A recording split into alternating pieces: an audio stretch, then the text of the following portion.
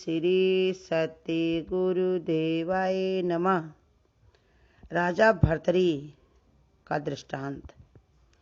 राजा भर्तरी 12 वर्ष बाद अपने जन्म स्थान पर गए। तब तक शाम हो गई थी। किसी ने उन्हें पहचाना नहीं। रात में वो एक दुकान के सामने बैठे रहे। ठंड के मारे रात भर दुकान के चौबारे में पड़ी लकड़ियों को जला जलाकर तापते रहे। राजा भर्तरी कहीं बाहर तपस्या करने के लिए निकल जाते थे बहुत दिन के लिए, और तो वो बहुत दिन बाद अपने घर आते थे, अपने गांव, अपने राज्य में। तो ऐसे ही वो 12 वर्ष बाद जब निकल कर आए यहाँ पर अपने शहर में, तो उनको किसी ने पहचाना नहीं कि ये राजा हैं। और एक दुकान पर वो बैठ गए और वहीं पर लकड़ियाँ जला जला करके तापने लगे। सुबह हुई। दुकानदार ने जब देखा कि किसी साधु ने चौबारे की लकड़ियां निकाल निकाल कर जलाई हैं, तो उसे बड़ा गुस्सा आया। उसने एक अधजली लकड़ी से उनके सिर पर प्रहार कर दिया। सिर से खून बहने लगा। भर्तरी बिना कुछ कहे वहां से हट गए। वो जाकर एक पेड़ के नीचे बैठ गए। आते जाते लोगों ने उन्हें पहचाना। बस क्या था, सर्वत्र हल्ला मच गया। बहुत सारे लोग जमा हो गए। राजा विक्रमादित्य भी उसमें आए हुए थे। राजा विक्रमादित्य उस समय के राजा थे, दूसरे राजा थे जो विक्रमादित्य। दुकानदार ने होश उड़ गए। राजा ने चोट के बारे में पूछा। सब लोगों ने राजा से चोट के बारे में पूछा, तो उन्होंने बताया कि उस दुकानदार ने मारा है। बस क्या था, भीड़ दुकानदारों को पकड़ने के लिए दौड़ पड़ी। भाई और लोग जितने थे, सब लोगों ने, जिसने समझ में आया उसने कह दिया कि उस दुकानदार ने इनको मारा है लकड़ी से। तो सब लोग जाकर उस दुकानदार के पास पहुंच गए। फिर दौड़ पड़ी। विक्रमादित्य भी अत्यंत क्रोध में थे। भर्तरी सबको रोकते हुए बोले, उसने मारा मुझे है, इसलिए सजा भी मैं ही दूंगा। कहिए इसे क्या दंड दिया जाए? सब लोग कहने लगे। भर्तरी बोले, 500 रुपये इनाम। भर्तरी ने कहा कि 500 रुपये इनको इनाम दिया जाए। राजा ने कहा, इतने बड़े अपराध के बदले तुम इनाम दे रहे हो? सब लोग हैरान थे। सब लोग यही कह रहे थे कि देखो, इतना इसने बड़ा तुमको इतना चोट मारी, तुम इसको इनाम दे रहे हो? भर्तरी बोले, हाँ इनाम। 12 वर्ष से राजपाट छोड़ने और इतनी साधना तपस्या करने के बावजूद मेरे मन से ये भाव नहीं निकला कि मैं कहीं यहाँ का राजा था।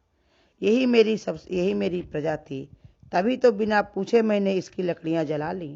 राजा ने अपनी कमी देख के बताया कि 12 वर्ष में तपस्या करके लौटा हूँ, लेकिन फिर भी मेरे मन से ये निकला ही नहीं कि हमने जौन है कि ये मेरा राज्य नहीं है, या दुकानदार मेरी प्रजा नहीं है, इसकी लकड़ी मेरी नहीं। तभी तो मैंने बिना पूछे ही इसकी लकड़ियां जला ली।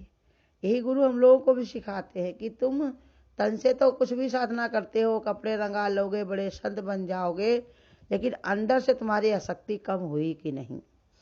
तो राजा के अपनी कमी देख करके राजा ने कहा कि देखो, फिर भी हमने इसकी लकड़ी जला ली। इस मेहरबान आदमी ने प्रहार करके मेरे ऊपर बहुत बड़ा जौन है काम किया। मेरे अहंकार को इसने निकाल दिया। इसने मेरा बहुत बड़ा उपकार किया है। भर्तरी आगे बोले, और उससे भी बड़ा उपकार इस दुकानदार ने मुझ पर यह किया। 12 वर्ष बाद इसने फिर से मुझे पीछे मुड़कर देखने और सोचने के लिए मजबूर कर दिया।